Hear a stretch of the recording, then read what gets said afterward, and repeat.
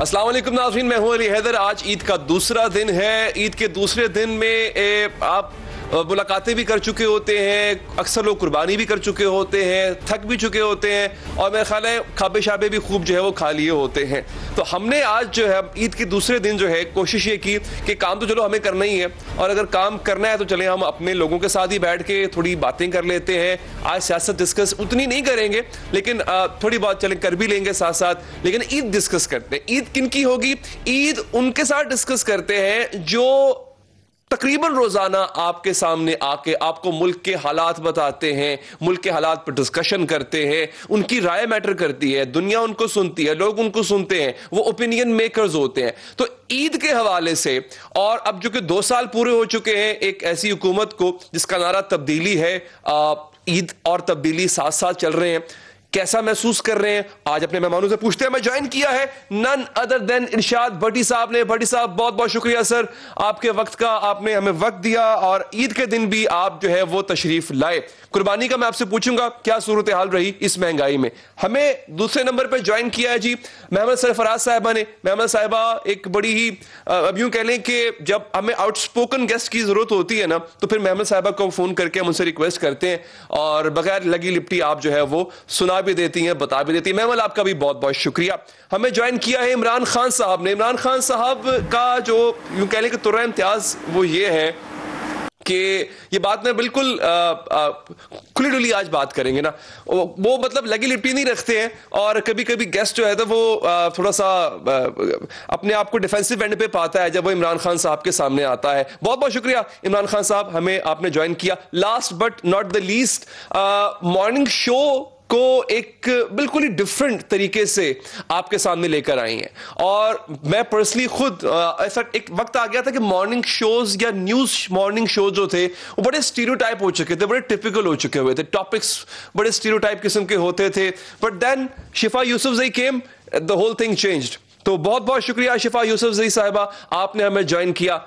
तो स्टार्ट करते हैं जी भट्टी साहब। सर 2 साल अभी हाल ही में हुए, चंद दिन पहले एक तब्दीली हुकूमत को, और फिर कुर्बानी भी आ गई। आप यकीनी तौर पे मंडी का रुख आपने किया होगा, बकरा लेने गए होंगे या गाय लेने गए होंगे आप। तो सर कैसा महसूस हो रहा है इन 2 सालों के बाद? इस तब्दीली का जो हुस्न है वो कैसे निखर के आपके सामने आया? यानी 2 साल हो गए और कुर्बानी आ गई, इसका कोई मुझे समझ नहीं आई कि ये इसका क्या है। कुर्बानी एक पहले भी आ चुकी है तरीके इंसाफ की हुकूमत। सर आप देखें ना रीडिंग बिटवीन द लाइंस तो हमें आप ही ने सिखाया है। मैं तो वही आप ही की चीज आप तक मैंने पहुंचाई है। मेहरबानी करें, ये सिर्फ कुर्बानी आई है, किसी की कुर्बानी नहीं होने जा रही। अगर ये कोई इस सवाल से पूछना है तो बाबा आमल बाबा नजूमी, आवाम कुर्बान हो रही है, आमल बाबा नजूमी शेख रशीद साहब से पूछें।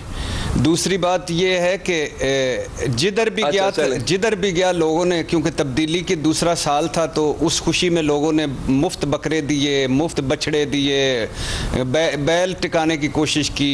कसाई मुफ्त आ रहा था, वो कह रहा था कि मैं मुफ्त करूंगा सारा काम, और बल्कि घर से कलेजी लेके आया था। वो कलेजी उसने कहा मैं इसमें मिक्स कर दूंगा, आपको बाद में भी खाने की कोई जरूरत ना पड़े। तो हर तरफ सफाई वाले सारी सफाइयाँ कर रहे थे शहर में, और एक खुशी का समा था। लोगों के चेहरों पर कोई गम नहीं था, ना बेरोजगारी का, ना महंगाई का, ना कोरोना का, ना टिड्डी दल का।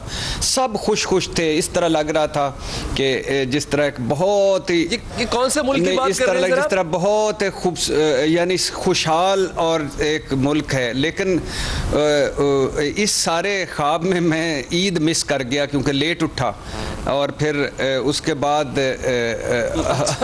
उसके बाद हुआ ये कि वही हुआ जो मैमल के साथ हो चुका है। अब इसके आगे मैं मैमल को देता हूं कि प्लीज कंटिन्यू करें।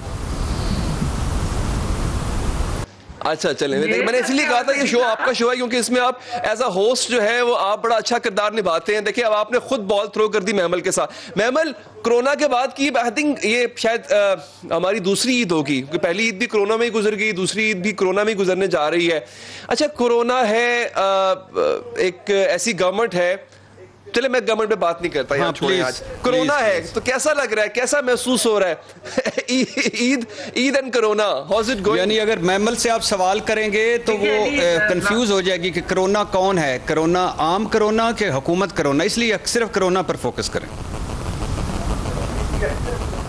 एग्जैक्टली आपने बिल्कुल आपने जो है वो सही जगह पे, यू वर स्पॉट ऑन।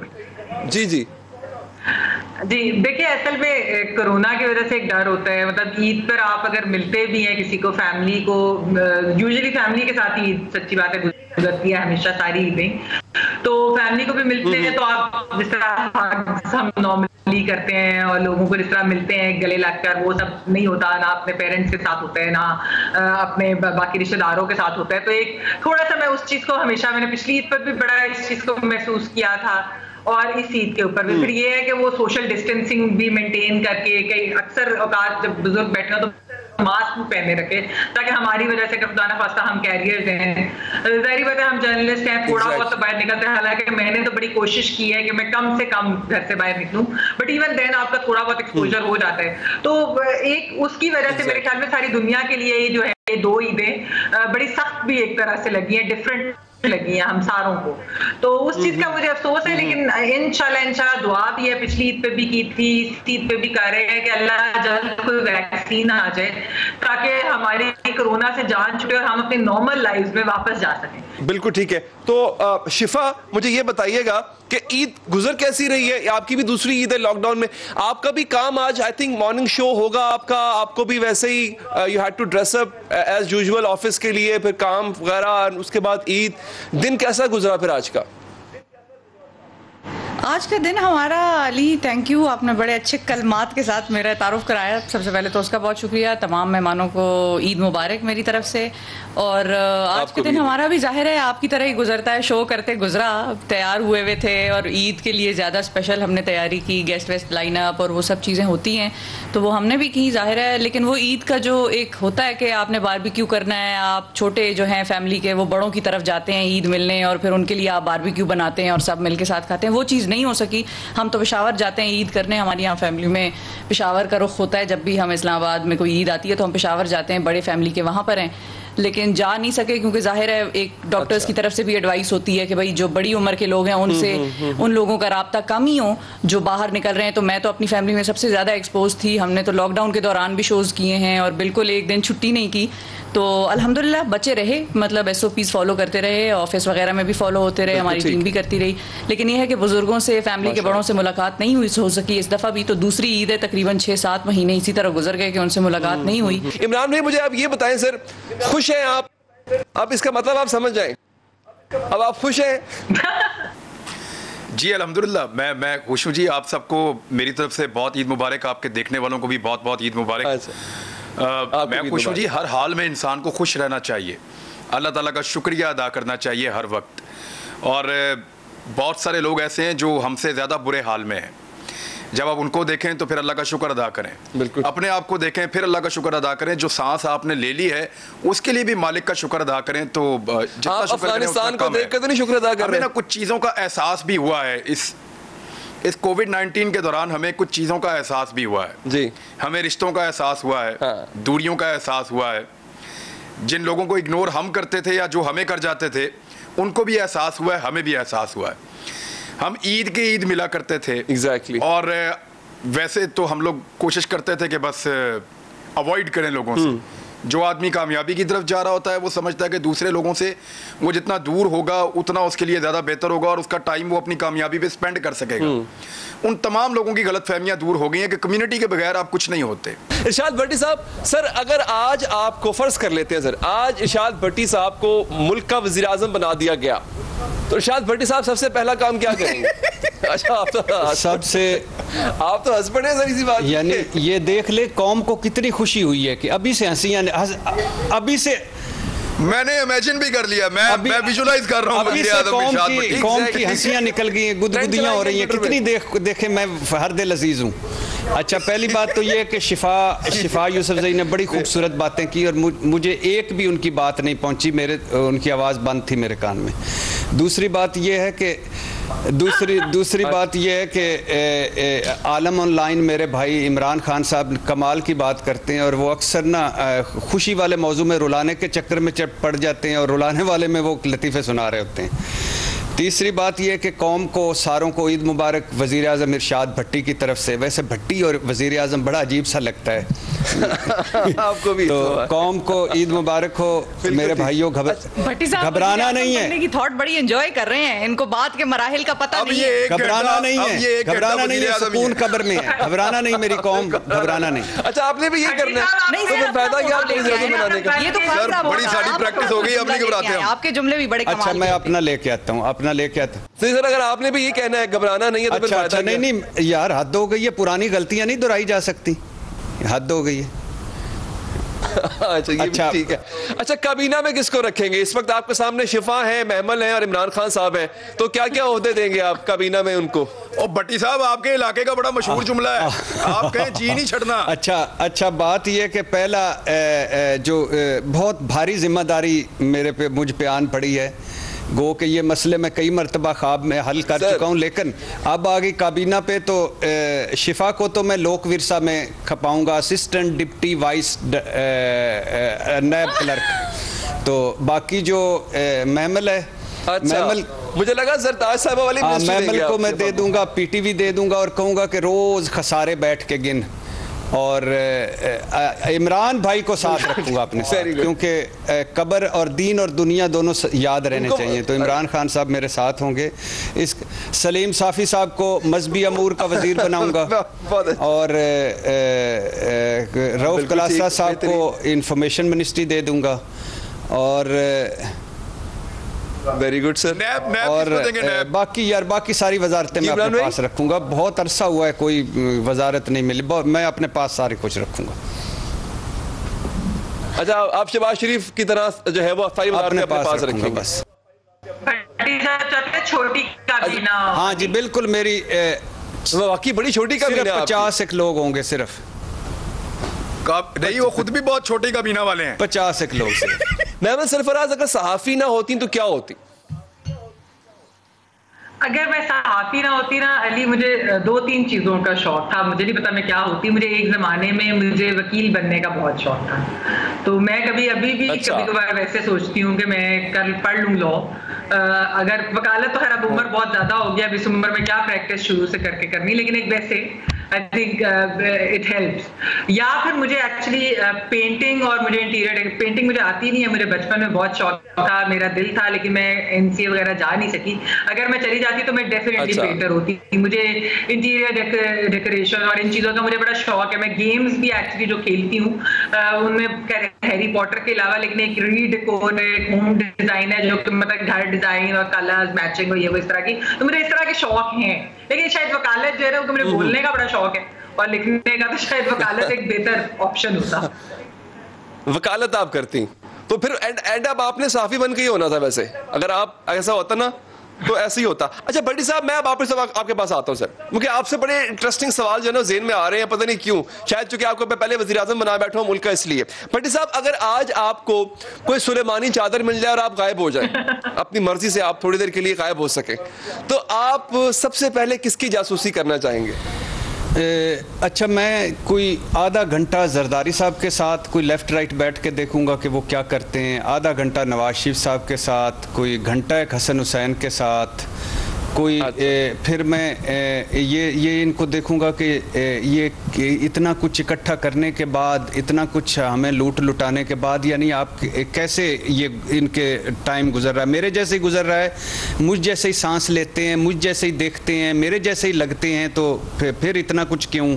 अगर मुझसे डिफरेंट है तो वो ये क्या चीज़ है इस इनमें डिफरेंस? और वो फिर मैं कोशिश करूँगा कि वो कहाँ आला फिट है कि जहाँ हिरस नहीं भरती है कि बंदे का दिल करता है और आ जाए और आ जाए और आ जाए, तो वो 2-4 चीज़ें देखूंगा। तो इसके अलावा मौलाना फजलुर रहमान साहब के साथ ही बैठेंगे? बिल्कुल, वहाँ आप याद रखिए कि वहाँ सुलेमानी टोपी में भी बैठना खतरे से खाली नहीं है, तो इसलिए वहाँ नहीं बैठूंगा।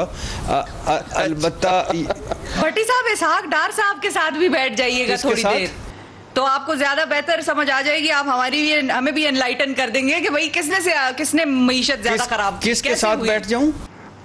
इसहाक डार साहब। हाँ, इसहाक डार साहब नहीं, इसहाक डार साहब मुझे अब उन पे आता है वैसे ही थोड़ा सा हल्का सा ना, वो जो रहम सा नहीं आता कि वो है सेल्फ मेड आदमी, कहाँ से उसने शुरू किया, कहाँ जाके फंसा और कहाँ जाके बस। लेकिन अच्छा, फिर उसके बाद मुझे एक बड़ा शौक़ है, मैं अली यानी जैसे वो है ना कि मेरी माँ फौत हो गई थी जब मैं अभी स्कूल गोइंग नहीं था, और मेरे पास कोई तस्वीर नहीं है उनकी, कोई उस वक्त जब वो शनाख्ती कार्ड पे भी वो अंगूठा हाथ वाला होता था।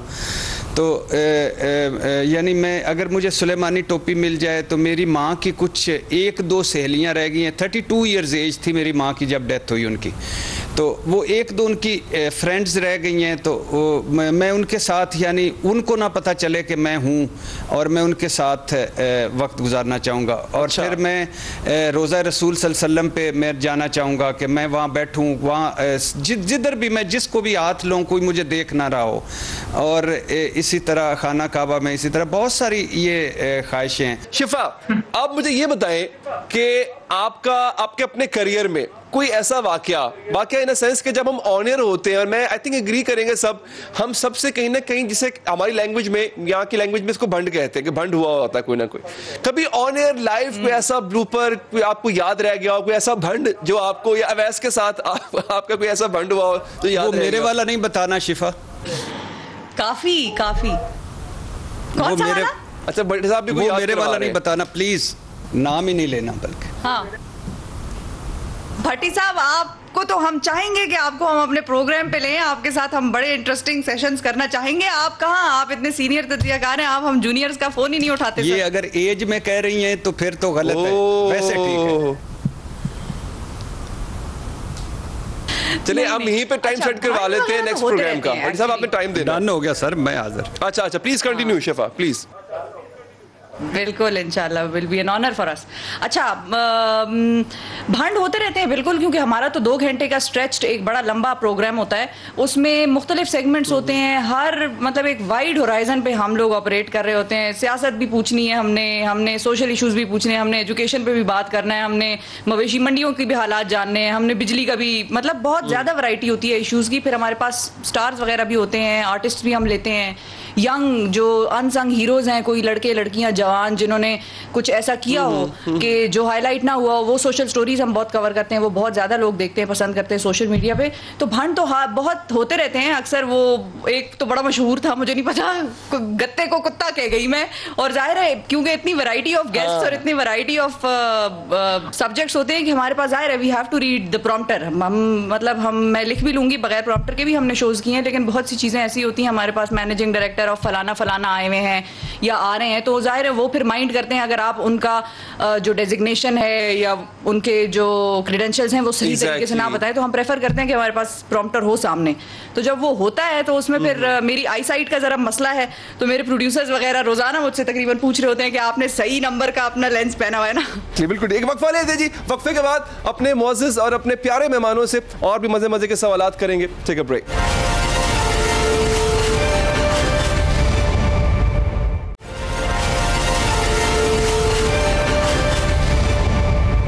ब्रेक के बाद हाजिर है नाज़रीन, हमारे मौजूद मेहमान हमारे साथ मौजूद हैं, ईद हम उनके साथ मना रहे हैं। महमल सरफराज, अगर महमल सरफराज को पता लगे, अभी फोन पे मैसेज आए बैठे बैठे कि आपकी 10 करोड़ की लॉटरी लग गई है, तो पहला काम क्या करेंगे आप उससे, उस 10 करोड़ से? आई एम श्योर आपके पास पहले भी होंगे। Let's make it to 20 crore. चलो देखो अली, ये तुम हमारी जो वेल्थ स्टेटमेंट वगैरह ना, ये आप सामने लोगों के इस तरह बात, हम पॉलिटिशियन नहीं कि हमारे एसेट्स जो डिक्लेयर होने चाहिए।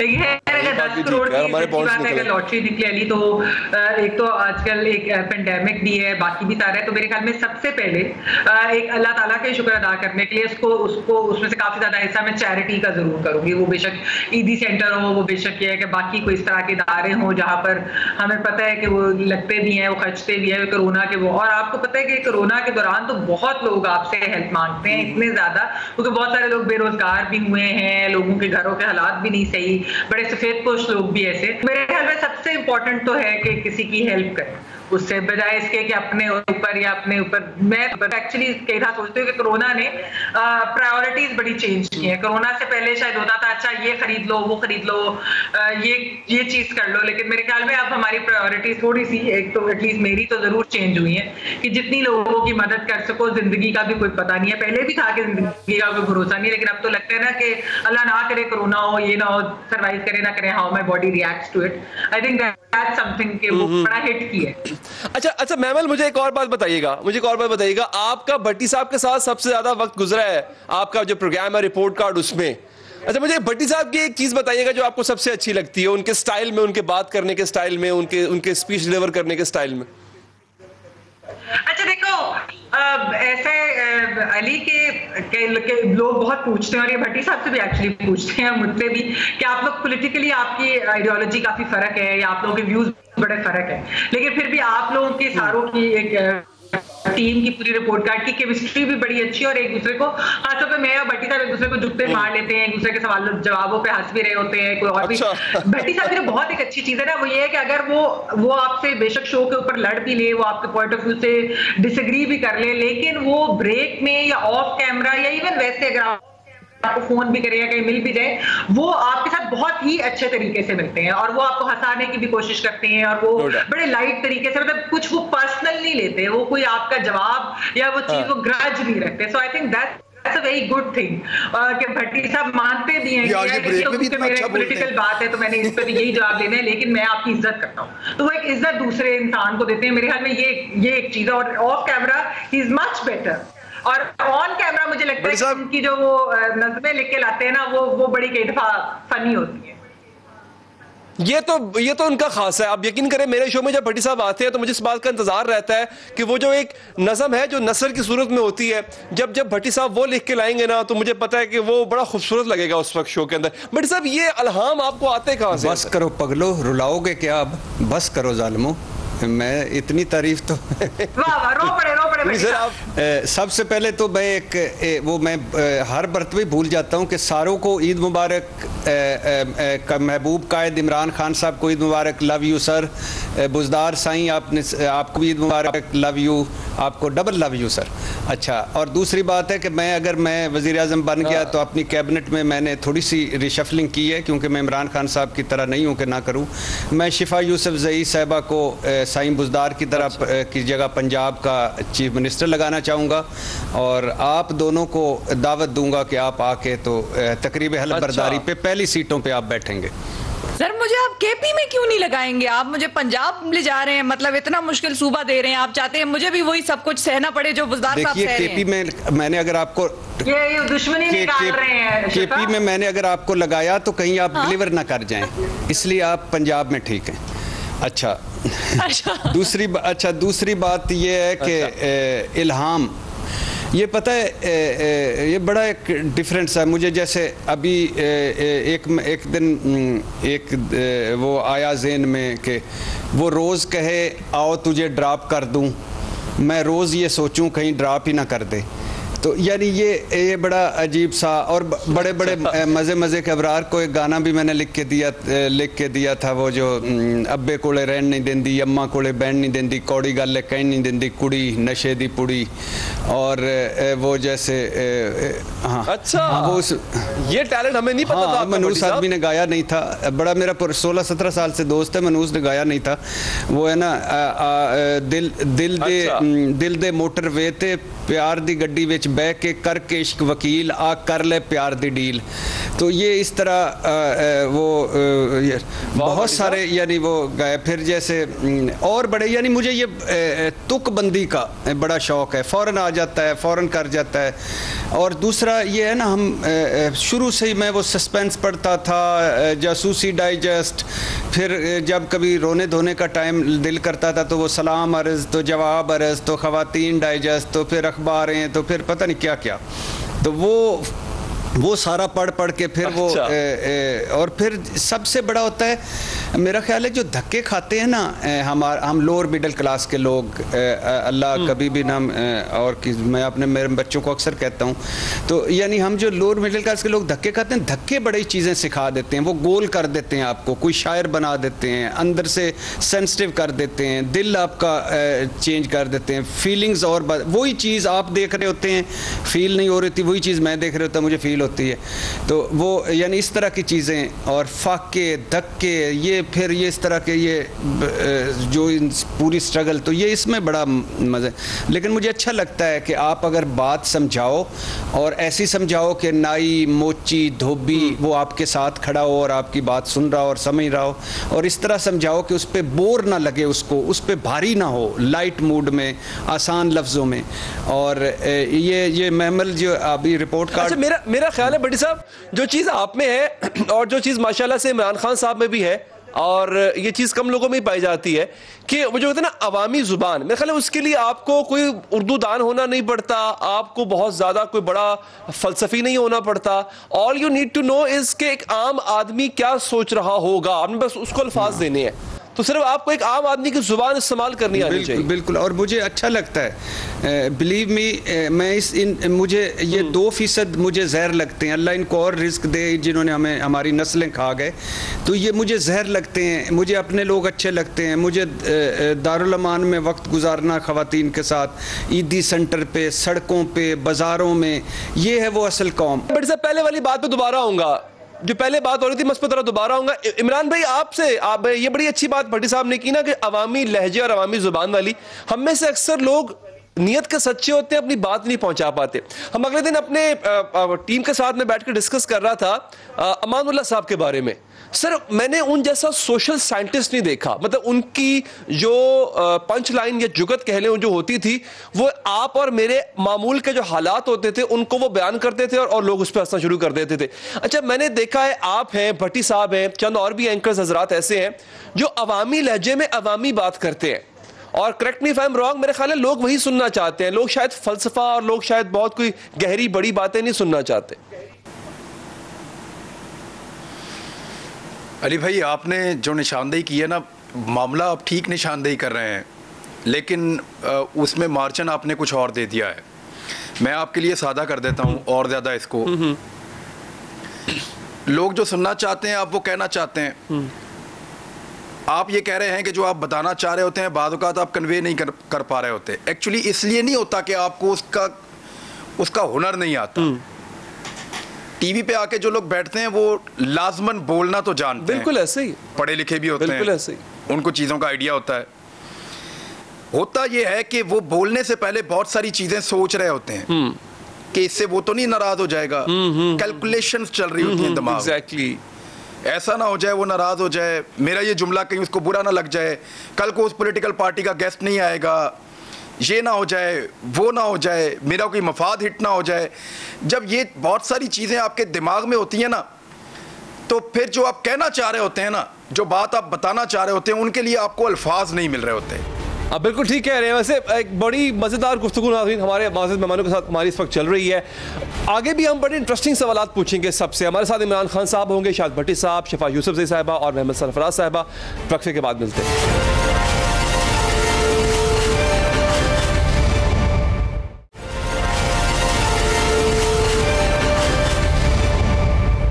ले जनाब वक्फे के बाद हाजिर हैं और यहीं से बात को आगे बढ़ाते हैं। शिफा कभी ऐसा हुआ आपके साथ कि कभी गेस्ट पे बहुत गुस्सा आया हो आपको, मतलब being a host it's our courtesy manners होते हैं हमारे कि हम एक खास लिमिट से आगे नहीं जा सकते, जाना भी नहीं चाहिए क्योंकि वो हमारे गेस्ट होते हैं। बट ऐसा हुआ कि यू फेल्ट हेल्पलेस और आपको बहुत गुस्सा आया and you wanted that person to be out of your show right away? नहीं, बहुत ज़्यादा नहीं हुआ इस तरह से हमारे शो में, क्योंकि एक तो मॉर्निंग होता है तो ज़रा लाइटर मोड ही होता है हमारा भी, सवाल पूछने का भी और जवाब देने वाले का भी, और वो भी बड़े रिलैक्स एक तरीके से बैठकर जवाब दे रहे होते हैं। एक आधी दफ़ा हुआ है वो, लेकिन बहुत ज़्यादा नोन पर्सनैलिटी नहीं है, उनको हमने स्कूल्स के हवाले से लिया अपने प्रोग्राम पे, तो उन्होंने जो वज़ीर हैं बराए तालीम पंजाब के, उनके बारे में हमारे ही शो पर ऑनलाइन मतलब ऑन एयर एक दो इस तरह से अल्फाज कह दिए थे जो हमारे ख्याल में मुनासिब नहीं थे, तो उन पे हमें बड़ा आया और उस वक्त वो भी जरा ऊंची आवाज में बोलने लग गए। मैं और उवैस भी जरा उनको कह रहे थे कि भाई इस तरह से आप बात ना करें, देखिए उनके बारे में इस तरह से बात ना करें या किसी के भी बारे में ना करें, क्योंकि एक तो वो शख्स यहाँ पर है नहीं, हम ही हैं उसकी जगह, तो या तो हम डिफेंड करेंगे उसको या फिर आप अपनी जरा संभाल लें लैंग्वेज। लेकिन यह है कि गुस्से वाला कम ही हुआ है, मतलब बहुत कम है ऐसा कि मुझे किसी पर गुस्सा आया हो और मैं जाहिर है एंकर के तौर पर एक्सप्रेस ना कर सकूं, ऐसा बहुत कम हुआ है। कम हुआ है। तो मैमल, आपको कभी ऐसा हुआ जब पैनल में बैठ के डिस्कशन कर रही हूँ कि सबसे ज्यादा गुस्सा किसी खास ऐसे मेहमान पे जो आपके काउंटर बात कर रहा हो या किसी और तजिया निगार पे? अच्छा, मुझे भट्टी साहब इशारा करवाना चाह रहा था। ऐसा हुआ कि कुछ इन्होंने कहा तो मैंने रिएक्ट कर दिया, लेकिन अली आपको ये भी पता है कि मैं मतलब टीवी एनालिस्ट से पहले आपको तो मैंने खुद आपके साथ इलेक्शन ट्रांसमिशन भी नियो में कराई हुई है, तो मैं तो एक प्रोड्यूसर थी और उससे पहले मैं प्रिंट में थी, तो एज अ प्रोड्यूसर मुझे जो एक बार बहुत गुस्सा आया और एक्चुअली मैंने फिर उन गेस्ट को ब्लैकलिस्ट भी किया। वो ये था कि हमारा जो DSNG स्टाफ जो जाता है वो जब उनके घर पहुंचा, कुछ वजह थी ट्रैफिक की या क्या, वो थोड़े से लेट हो गए और फिर कोई टेक्निकल, आपको पता है कोई ना कोई इशू कभी कभार हो जाता है, कोई माइक का इशू या कोई, तो वो लगा, उन्होंने बहुत बदतमीजी की हमारे स्टाफ के साथ। और मुझे इस चीज पे वैसे भी मतलब मैं कहना चाहूंगी कि जो हमारे एनालिस्ट भी हैं या सीनियर भी हैं, अगर आप DSNG स्टाफ जो एक आम स्टाफ है या जिस तरह आप होटल्स के अंदर वेटर्स के साथ अगर आप रेस्टोरेंट पे आप बदतमीजी करें, ये मेरे ख्याल में आपके कैरेक्टर पे ये बहुत बुरी तरीके से वो आता है। एक्चुअली आपका असल कैरेक्टर ये दिखा देते हैं, क्योंकि वो तो गरीब लोग हैं, उन्होंने तो कुछ नहीं करा, वो तो अपनी नौकरी कर रहे होते हैं, उनके तो बस में भी कंट्रोल में भी चीजें नहीं होती। तो आई थिंक ये हमारे गेस्ट को, इन लोगों को इज्जत देने की जरूरत है। ऐसी बदतमीजी देखिए आप एंकर्स के साथ भी नहीं करते, आप मीडिया मालिकान के साथ भी नहीं करते, आप जो है इवन प्रोड्यूसर्स के साथ भी नहीं करते, जिस तरह की बदतमीजी आपकी लोअर स्टाफ के साथ जो आपने यकीन करें इतनी प्यारी बात छेड़ी है ये बात मैं खुद बड़े अरसे से चाह रहा था कि मैं इसको कहीं किसी ऐसे प्लेटफॉर्म पे कहूं कि यकीन कीजिए ये जो हमारा DSNG स्टाफ होता है, कभी आप DSNG में जाके बैठ के देखें, मतलब एक वैन जिसमें इक्विपमेंट लगा हुआ है, उस इक्विपमेंट की गर्मी, उस तपिश में सर्दी हो गर्मी हो, मतलब ये भी पता है कि कुछ लोग तो पानी का ग्लास भी नहीं पूछते बेचारों को जो वहां पे जाके इतनी मेहनत कर रहे होते हैं किसी भी टाइम। एग्जैक्टली। तो मैं ये बल्कि अपील करना चाहूंगा तमाम देखने वालों से, अपने गेस्ट से, कि खुदारा जब ये ऐसा हमारा स्टाफ जब आपके पास आता है तो थोड़ा सा, ठीक है आप मत उनको खातरदारी मत करें उनकी, लेकिन कम से कम थोड़ा कर्टियस होके, क्योंकि देर सवेर हो जाती होती है, कर्टियस होके थोड़ी सी जो है वो उनसे बात किया करें। वो बड़े मुश्किल दिन, उनका ऑलरेडी बड़ा मुश्किल दिन गुजर रहा होता है। भट्टी साहब, सर अब क्या देख रहे हैं सर, होने क्या जा रहा है? भट्टी साहब, वो एक बड़ा मशहूर जुमला सर आपका, मेरे बच्चों का दूध भी खा गए पी गए, अब तो सर कोई मसला नहीं है, अब तो मेरे ख्याल है दूध की नहरें बह रही हैं। आपकी तवस्सुत से, क्योंकि मैं चाहता हूँ आप मशहूर हो, आपका प्रोग्राम मशहूर हो, तो इसलिए आपकी तवस्सुत से मैं फिर एक अपनी कैबिनेट में तब्दीली करना चाहता हूँ। शिफा यूसुफजई को पंजाब से मैं फॉरेन मिनिस्ट्री में लाना चाहता हूँ कि फॉरेन मिनिस्टर बना दो, क्योंकि सर आप मुझे ही क्यों इतना तब्दील नहीं बस यानी मैं अगली मर्तबा आएंगे इतने तो अगले एक प्रोग्राम में आपने भट्टी साहब बुज़दार साहब वाला काम किया, जैसे उन्होंने बना दिया है, कभी एक जगह उठाते हैं कभी दूसरी जगह बिठाते हैं। नहीं, अगर अगली मर्तबा मेरा जवाब आएगा, आप आएगा तो मैं इंशाल्लाह आपको और नया पोर्टफोलियो तो दूसरी जी भट्टी साहब प्लीज। दूसरी बात ये है कि थोड़ा सा फर्क पड़ा है, और बिलीव मी, सच्ची बात मैं आपको बताऊं, वाकई ये जालिम दूध पी गए थे, कसम खुदा की। आज आप देख ले मार्केट में जो दूध मिलता है नकली मिलता है, और जो असली है वो भी इनका ही है। आप मज़े की बात सुने, दो बड़े घरों का असली दूध मिलता है, वो भी इनका है। और बिलीव मी, सच्ची मैं बात बताऊं, हम आज दो साल हुकूमत को गुजर गए हैं, तो दो हैं इमरान खान के फेजेस, जो मैं अक्सर एक रात को सोच रहा था कि नाकाम इमरान खान, कामयाब इमरान खान। कामयाब इमरान खान क्या रहा, 22 साल खड़ा रहा, ना किसी ने इसको कोई ख़रीद सका, ना इसको कोई डरा सका। हमारे यहाँ दो ही चीज़ें होती हैं, या डरा देते हैं SHO, नैब, FIA सारे इस तरह, या ख़रीद लेते हैं, पैसा बहुत है लोगों के पास। ये दो चीज़ें ना हुई। 20 साल खड़ा रहा, 20 साल लगा रहा। क़याम पाकिस्तान के बाद किसी भी सियासतदान की सबसे लंबी स्ट्रगल है। और दूसरी बात, इसने मुझे मेरे सामने ये जो एक पेज पड़ा हुआ है अली हैदर, इस पेज पे लिखा हुआ है 50 लाख घर बनाने हैं, 1 करोड़ नौकरियां देनी हैं, खुद एहतसाबी घर से है, प्रोटोकॉल नहीं, फलाना फलाना। ये जो चीज़ें हैं ना, ये इसने मेरे दिमाग में डाल दी। स्टेटस को तोड़ा, शाही टबरों को हटाया, जो नागुज़ीर बन चुके थे, जो अपने बुढ़े हो गए थे जालिम लोग और अपने बच्चों को तैयार कर रहे थे, उनको एक मरतबा हटाया, रोड़ी जंक्शन लाया कि थोड़ा सा लेफ्ट राइट करें। इमरान खान की जो कामयाबी है ना, शऊर देना, तब्दीली का कीड़ा डालना, खड़े होना, बिलीव मी मुझे फ़ख्र है, मैं आज अपने एक एक लफ्ज़ पर फ़ख्र करता हूँ। इमरान खान फेल हो जाता है, नाकाम हो जाती है हुकूमत, चले जाता है, घर चला जाता है, कभी इसका कोई हिस्ट्री में नाम नहीं होता। मैं अपने बच्चों को खुशी से बताऊंगा कि मैं दिल के साथ खड़ा था, जज्बों के साथ खड़ा था और इसमें मेरा कंट्रीब्यूशन है। मैंने बोला था, मैंने आवाज़ बुलंद की थी। मुझे अपने एक एक बोले हुए लफ्ज़ पर फ़ख्र है, मुझे अपनी एक एक चीज़ पर फ़ख्र है। मैं आज बड़ा कहता हूँ, इमरान खान ये वो टीम नहीं है जो तब्दीली वाली है। इमरान खान महंगाई ज़्यादा हो गई, इमरान खान बेरोज़गारी ज़्यादा हो गई, Imran Khan right people for right job, Imran Khan आपने होमवर्क नहीं था, इमरान खान लोग रुल रहे हैं। लेकिन जो इमरान खान का क्रेडिट है, कमाल का क्रेडिट है और आई एम लकी कि मैं इस और यकीन करें अगले चौक पे अगर अली हैदर खड़ा होकर यही नारे लगा रहा होगा, ये जो मैं अली हैदर के साथ मिल जाऊंगा। तब्दीली ख्वाब देखने चाहिए। मुझे ये जहर लगते हैं ये जो शाही टब्बर हमारे पे मुसल्लत हुए। और अगर अली हैदर आज ईद के शो पे, आई एम सो सॉरी, अगर मैं मारा जाऊँ, मैंने अपनी बेगम को बताया, अगर मैं मारा जाऊँ इस चक्कर में तो प्लीज़ रोना नहीं प्लीज़ इस पे, कि ये तो फ़ख्र बात है कि मैं इसमें चला जाऊँ। एक मरतबा हुआ ये, मैंने कभी किसी को, बुक मेरी आ रही है 13 वाक़यात, उसमें एक ये वाक़या कि मैं सर्दियों के दिन थे तो मैं पैनामा लीक्स अरूज पे थी, तो ये F10 जहाँ आपका दफ्तर है इसके थोड़ा सा दूर चौक पे E11 उन दिनों में रहता था। रात का वक्त था तो 3 गाड़ियाँ आके रुकी। उस वक्त मेरे आगे पीछे गाड़ी, मैं उतरा तो उन्होंने कहा, 3 लोग निकले अंदर से, उन्होंने कहा कि 2 ऑप्शन हैं, एक तो तुम्हें हम अभी मार सकते हैं। मैंने कहा बिल्कुल ठीक कह रहे हो।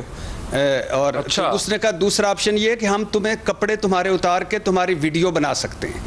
मैंने कहा तुम्हें ज़्यादा सूटेबल ऑप्शन कौन सा लगता है? अच्छा। तो उसने कहा हमें सूटेबल ज़्यादा लगता है तुझे जलील रुसवा करने का।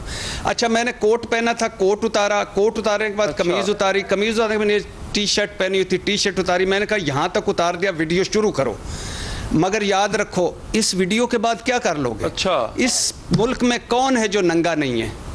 ये अब जो बज़ाहिर कपड़े पहने हुए हैं, इसके असल हम, मेरे तो फिर भी कोई कपड़े होंगे, बाकियों को तय कर। मैंने कहा शुरू करो वीडियो। इतने में दूर से कोई पुलिस की वो कोई पता नहीं वो हॉर्न बजा या क्या हुआ, या उन्होंने देखा वो गाड़ियों में बैठे और चले, कहते नेक्स्ट टाइम मिलेंगे। तो ये बड़ा मुश्किल सफ़र है, ये बड़ा मुश्किल, but I am proud of it कि मैं तब्दीली के आज भी देखूंगा, कल भी देखूंगा, परसों भी देखूंगा। ये बड़ी हैरानी की बात है। मैं I am looking forward to your book Bhatti साहब। बड़ी हैरानी की बात है। इमरान भाई, आपने भी सुना जो अभी भट्टी साहब ने बताया। अच्छा, आपकी भी सर एक रिपोर्टिंग का करियर रहा है, मतलब एंकर से पहले रिपोर्टिंग एक असल सहाफत जिसको कहते हैं, और वो बड़ा टफ जॉब होती है सर। क्या आपके करियर में भी ऐसे कोई इंटिमिडेशन का वाकया जिसमें आपको डराया गया हो, धमकाया गया हो, आई एम श्योर पेश आए होंगे सर? मैं चाहूंगा आप कुछ शेयर करें। देखें, जब काम करना है तो फिर शिकवा क्या, हाँ। देखी जाएगी यार जो भी हो। चले, एक डर तो हमेशा रहता है ना। मौका मिला तो मैं लिखने की कोशिश करूंगा। मैं लिखता इतना अच्छा नहीं हूं। अच्छा। भट्टी साहब से गुजारिश करूंगा, उनकी पहले किताब पढ़ेंगे, हाँ। उसको समझेंगे, फिर कोशिश करेंगे कभी हम भी लिख पाए। अच्छा, चले, एक डर तो हमेशा रहता है, वो सबको रहता है, मतलब वो कोई सहाफी हो या कोई भी हो, भाई किसी भी शोबे ताल्लुक हो, उनसे तो डरते हैं ना आप। घर से तो डरते हैं ना, बेगम से डरते हैं?